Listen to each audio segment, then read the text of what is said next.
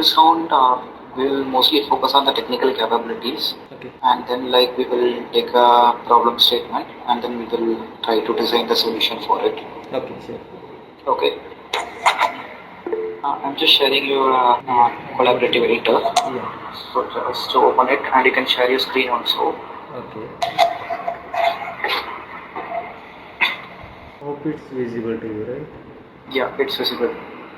So, okay. First, we will start with the problem statement.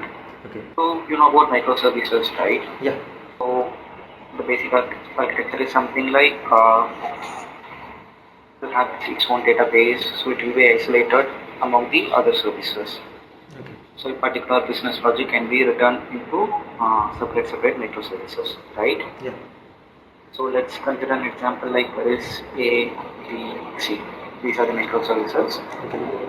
And A will have its own database, B will have its own database, and C will have its own database. Okay. Like a typical microservice architecture, Yeah. right?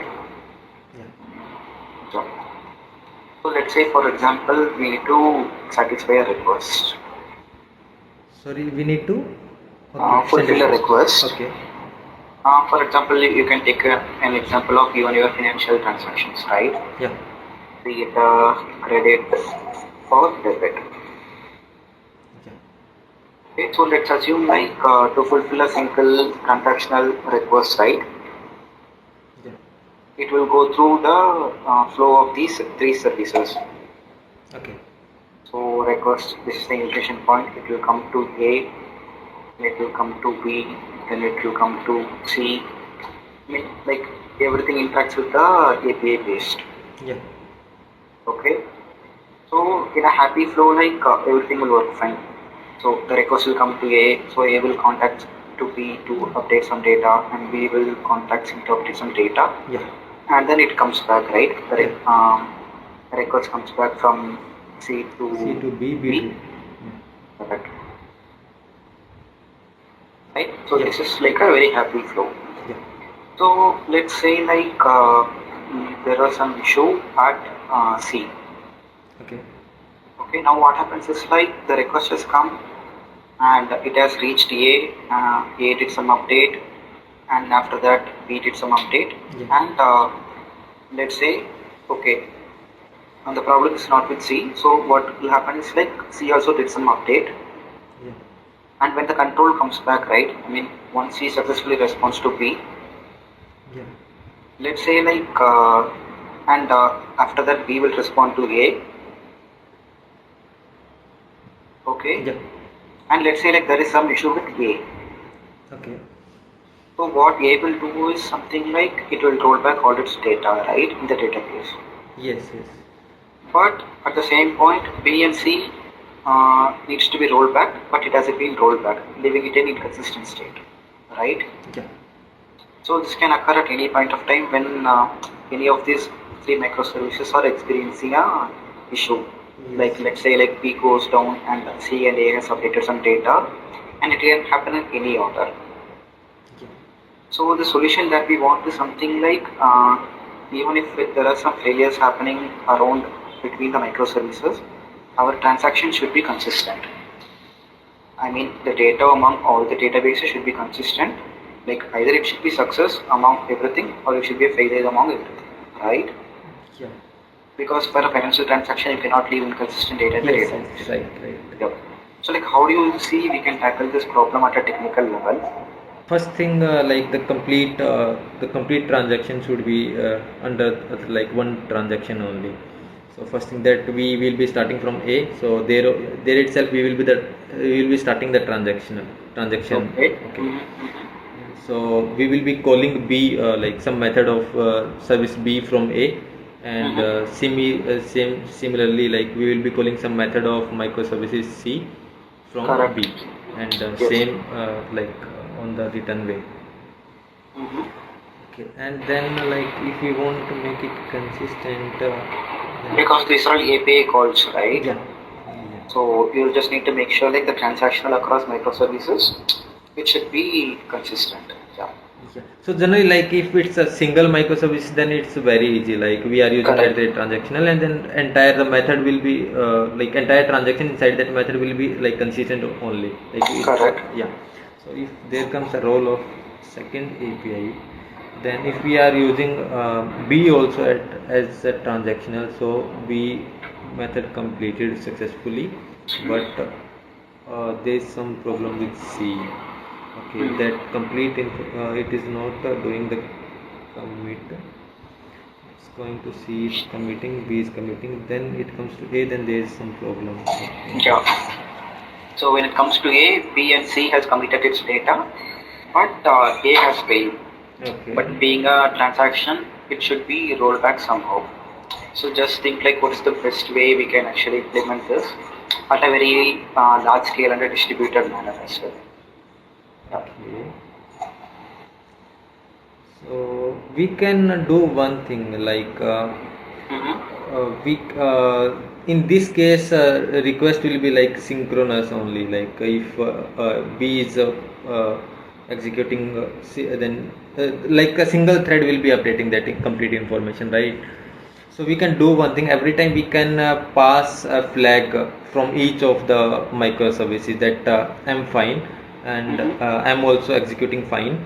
And once that like A is the starting point and A will be the ending point, then we can verify that flag at A after the complete request is completed. Then we can send another thread, another like a flag that yes, it's good. We can commit all the data. So in that case, like we can do it. Okay. So in this method, you see like double calls, right? Yes. Like yes. initially you are not doing any committing. So once everything is succeeded, you are doing the commit. So like it's a two-step process, right? Yes. Yes. Yes. Two API calls. So like how do you see we can optimize further? Because in a at a very large scale, right? We should make sure we should make only one API call for those kind of things. Yes. Yes. Yes. Yeah. Just think like some more optimized solution. So we will discuss more on that.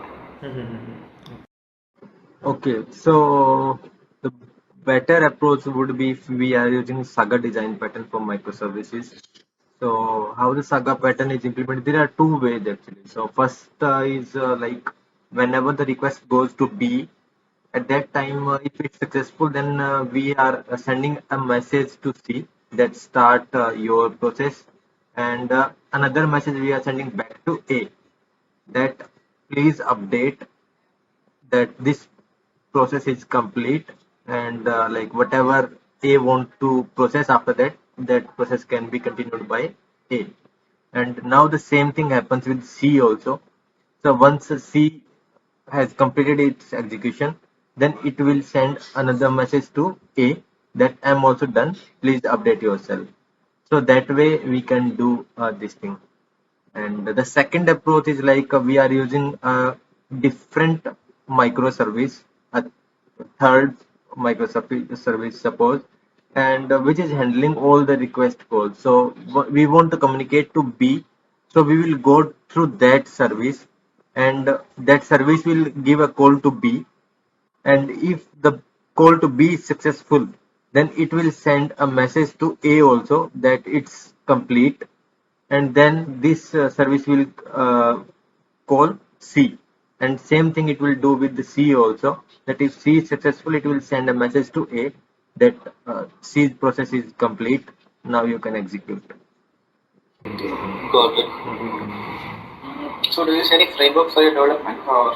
Yeah, I may use Spring framework. Spring framework. Okay. Springboot. Springboot. Okay, got it. Okay. So coming to Springboot, right? So I know like everything, it's like works on annotation basis and Yes. configurational basis, right? Yeah.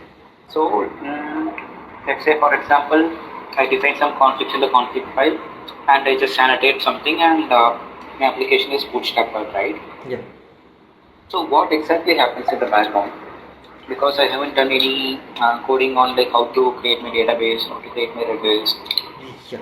So what happens is like what Spring Boot introduced is the starters. So we are adding the starters into our pom.xml. What happens is that downloads all the jars actually, and so whenever our application starts, so it first goes to like there is a main annotation, so Springboot application. So that consists of 3 application: enable auto configuration, configuration, and component scan. Okay. So enable auto configuration plays the main role into this thing, into the configuration part. So it will check if there is some dependency present for some database. So the configuration part is on that annotation. Enable auto configuration handles it, and all the necessary details that are required, like for database connection we will require database name, username, password. So that it picks up from the application.properties file. So this way this is mapped, and then it starts. Got it. Okay, so do you use any ORM framework for the database interaction in your We are services? using Spring framework, Spring itself. So Okay. JPA repository we are using. Got it. Okay. So which databases that you use primarily? Like I have worked on SQL Server and Oracle both. So mostly you have experience with relational databases, right? Yes. Fine. Okay. Okay, now let's talk about the databases part. Yeah. So let's say I want to design an application from scratch, Yeah. and I have the requirement, and primarily I want to start with designing my data models. Yeah. So I just need to frame out like what are all the entities that will be needed to power my application. Yeah. So I believe like in my use case I want to go with a relational database because I see a lot of relational stuff like the users, customers, details, Yeah. like everything. So if you have been given a task to design such database, right? So how will be your initial approach? Like what are the touch points that we need to take care of, and also make sure like when it scales, right, we shouldn't be having any problems with that. Yeah. Yeah. So first thing, what I will prefer is I will try to find out the objects from it. Like what will be the models in my application? Okay. If it's customer, or if it's user information, if it's department information, if it's something like so, I will divide the table structure as per the models. So one that is one thing, and then what will be the unique keys, and which will be the primary key into it, so that I will identify into all the tables. Okay. And what will be the references of that, like suppose an employee can have multiple addresses, and so that kind of relationships and the references to other tables that I will find on the third stage. Okay. And yeah, this is the mainly we define it as that these are the table structures, and then we are defining the relations, and corresponding to that we are designing our then one more thing, like if we think that our users are more and daily transactions are more records are saved every day, so we will be creating history tables for all of these, which are updated frequently, like transaction table or some tables like that.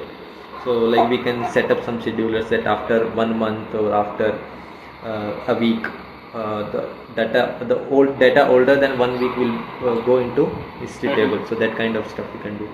And after designing this table structure and references, we can go for models into our Java application. Got it. So let's say like our system will be like a very read heavy. Okay. So in that case, like what are the further optimizations that you see we can do here? Sorry, I didn't remember. Our system is read heavy. okay, very heavy. So in that case, we can do indexing as well. We can create several indexes. So with indexes, the search is like better, and we can create then we are creating procedures, indexes, functions that are helping us to make the queries faster and Okay, got it. Okay, so now let's design a same for, let's say, for example, an e-commerce application. Okay. So can you write it down like maybe the core functionalities? Okay. So basically I want like there is a category, subcategories, and then there will be like a lot of products. So each product can have multiple variants. And then there is a card system, checkout system where orders can be placed, right? And we have the user database. Yes, yes, yes. So can you write down the core tables and its entity relationship that we will be needing it? Sure. So first thing is we will be storing user details also every time, right? So we will be having a separate table for user only. Okay. And then we will be having like products. After users we will be having products. Okay, so one table will be having product details as per like that will be having the variant details, like what are the different models, suppose you can say. And then we will be having these are the products, these are the users, and then we will be having a third table that is orders, actually, that will contain the details about orders, like who placed it and what is the product selected, and what is the time and what is the status of this order. So these can you write it down on the same? Yeah, sure. Yeah. Okay, so I will be having a table as user table that will be consisting of user ID, suppose, user name, user name, and then I am taking only 3-4 parameters, like I can do it with mobile number and address, suppose, that we will need. So where we are delivering, suppose delivery address and billing address.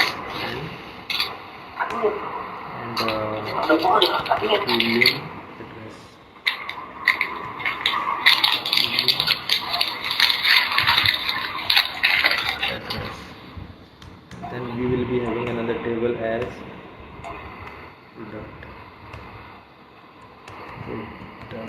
catalog, suppose, product catalog, suppose. So in that we will be having product ID.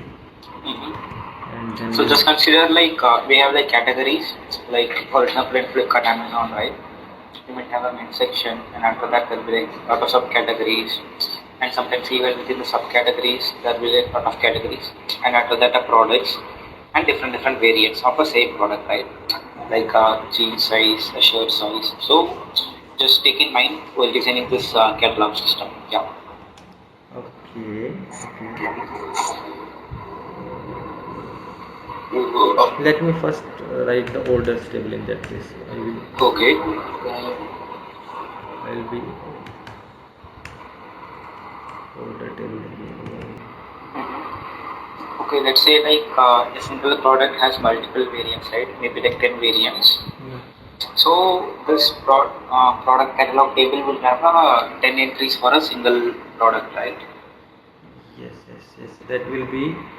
It's like that will be very redundant, because there is only one thing related to variant ID. And so we can, if there is some product existing, then it will be having some variant, then we can have a product table. This is product catalogs, and we can have a single product table that will be having a phone reference into this catalogs table. We can have product variants, kind of. Into this we can have all the details like price.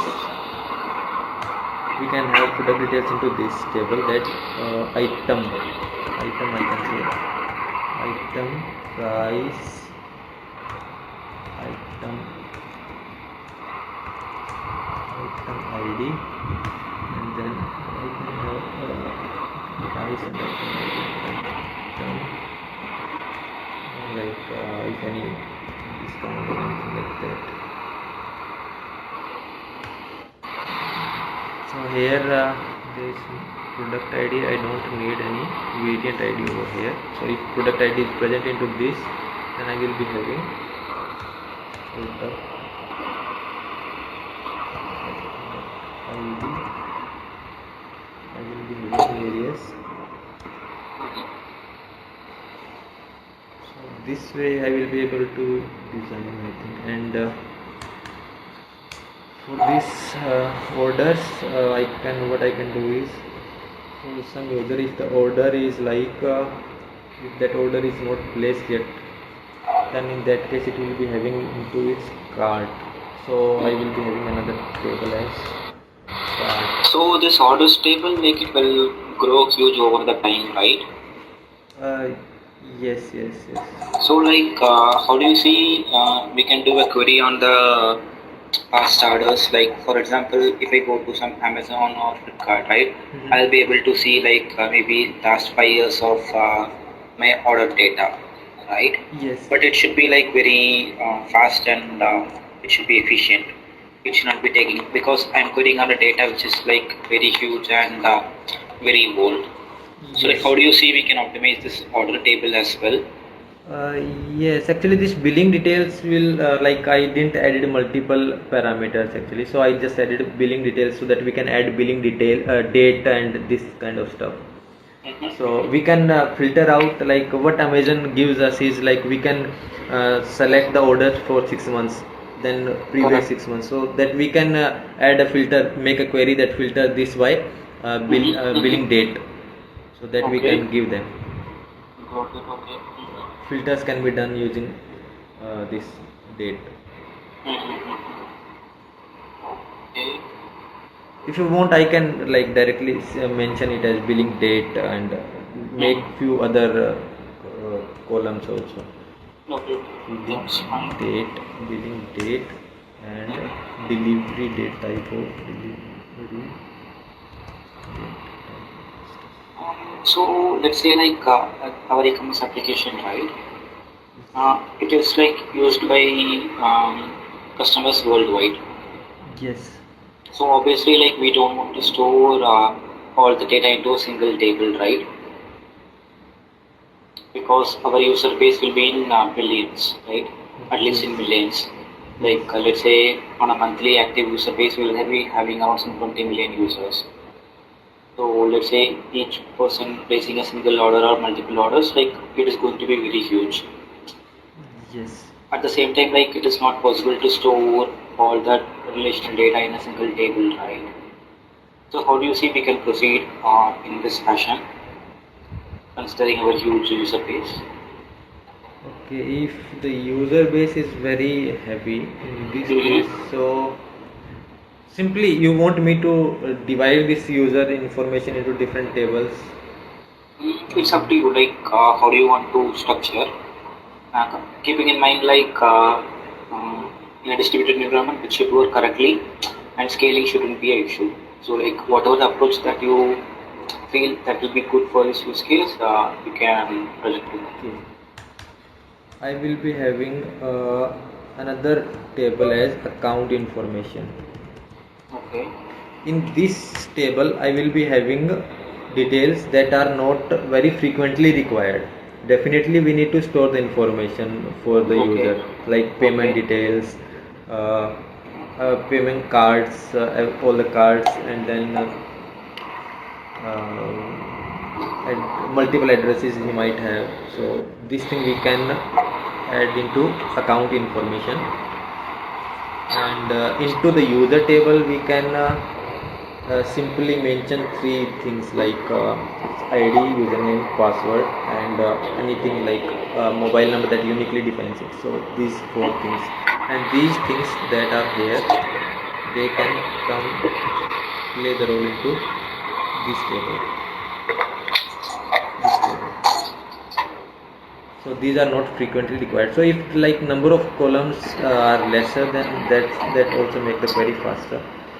So we can reduce the number of columns into this table and but still considering like storing like millions of records in a single table, right? So do you see any like further optimization that we can do? okay. Because let's say in order table, right? Of course we need to store our order ID, the details of that order, like what was the price for which we sold, and other tax information, lot of things, right? So we cannot actually eliminate some of the data. So obviously like at orders it will be just keep on going. let's say per day we're receiving like 10 lakh or 1 million orders. Yes, right, So right. at a monthly or yearly, you know the numbers, right? Mhm. So like how do you see like we can actually do further optimization to our database? Like how exactly we want to store the data at the table level? For orders, right? Not only for orders, even for everything. Because considering our worldwide customer base, right? Mhm. So yeah. Okay.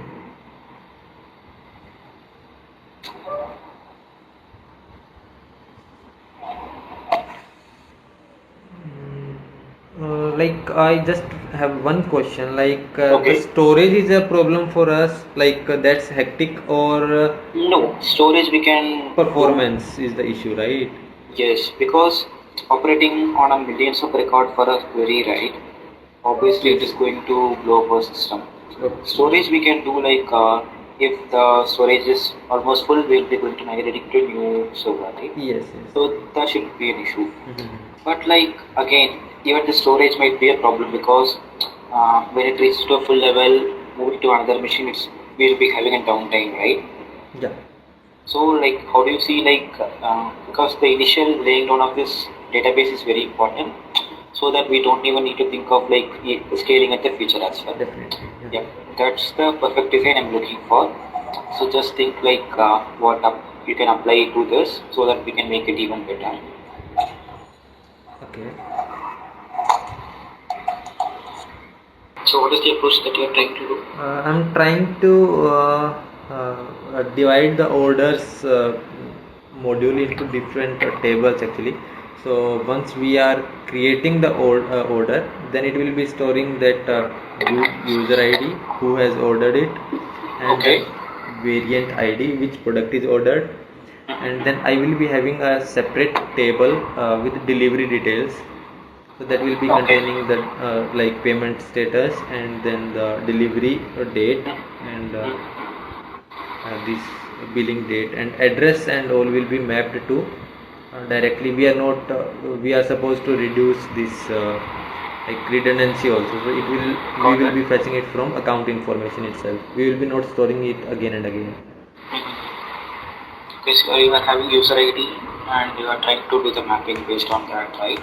Uh, yes, we will be into this. We are having user ID, and from user ID we will be having addresses, and addresses will be mapped like then we can get any one address. One user can have multiple address, so we will be getting some address like with the address ID or something like that. Got it. Okay. Yeah, Okay.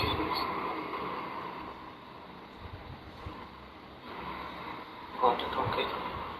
and this way, this is what I can think of. We can make.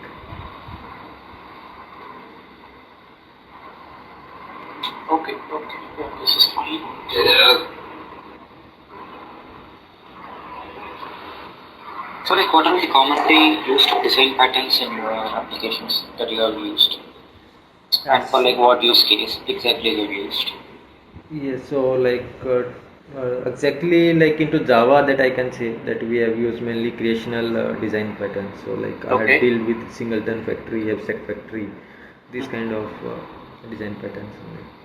If we comes into the microservices, then I like we have worked on circuit breaker pattern. So these are the main design patterns that I have worked. So, like, what exactly happens in a circuit breaker? Like, what are its use cases? Yeah, so what happens is like whenever we are making some request to C, and then then we see that C is down, and then it will keep on B is keep on pinging it like I want some response, I want some response. So in that case it will go into infinite, and we will not be getting any response. In that case it will send us we will be getting a response that we will be formatting some response that if it's down, then either it goes to some other instance, or it will give us some reply that we will be doing it after some time. Got it. Okay.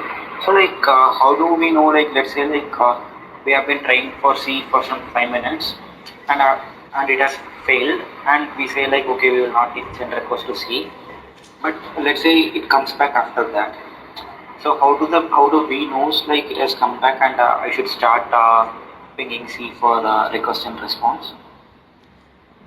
Yes, so like we are having some one thing is that fallback method, in that we are writing the mentioning that it will come back after 5 minutes, and then like all these service, these instance statuses are maintained in Eureka, which instance is up and which is down. So whenever we are making some request, at that time it checks with the Eureka, that Eureka handles that which instance I need to forward this request to. Okay. So for, if that instance is not up, so that will it will check internally that if it's up, then it will send the request. Otherwise, it will into the fallback method we have designed it like this way, that it will be request. We will be not accepting any request for the next 5 minutes or something. Got it.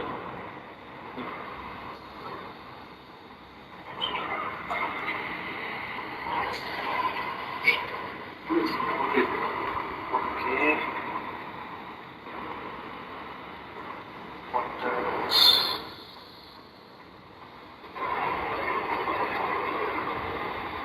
Okay, so you say like you follow the agile process, right? Yeah. So just walk me through like how is the whole workflow life cycle? Maybe let's say like you have got a request from the business team for a say a new feature or like a new product, right? Sure, Like I just can go you through the complete flow that we practice into our like daily routine. Okay, so we are following sprints actually. So we are having a sprint of 15 days. So that mainly contains like around 8 to 10 working days, and we consider 8 as this, and sometime when it's 9, then we are taking that for some production issues. So that way we are doing it. So in the whenever like we are having a sprint planning every Wednesday. So at that time like we are having BAs. So they like we have multiple Jiras into our backlog.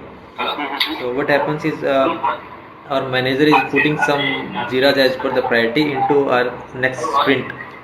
So what we do before going to that meeting, we are picking up the Jiras that are assigned to us, and then we will be marking the story points by analyzing that this will take this much time, this will take this much time, and into the sprint planning meeting.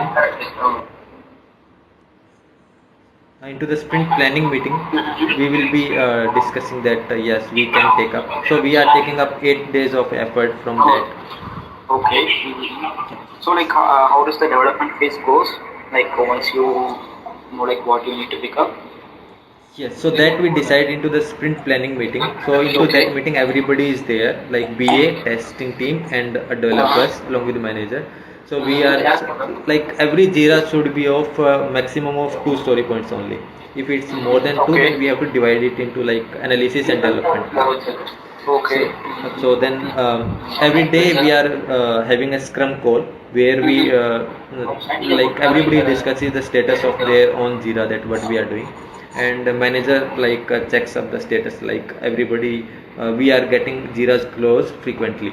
So if there is something like we are lagging behind, then we update that thing into a scrum call that I'm lagging behind on this due to this reason, and might be there are chances that we have to move this Jira to next sprint.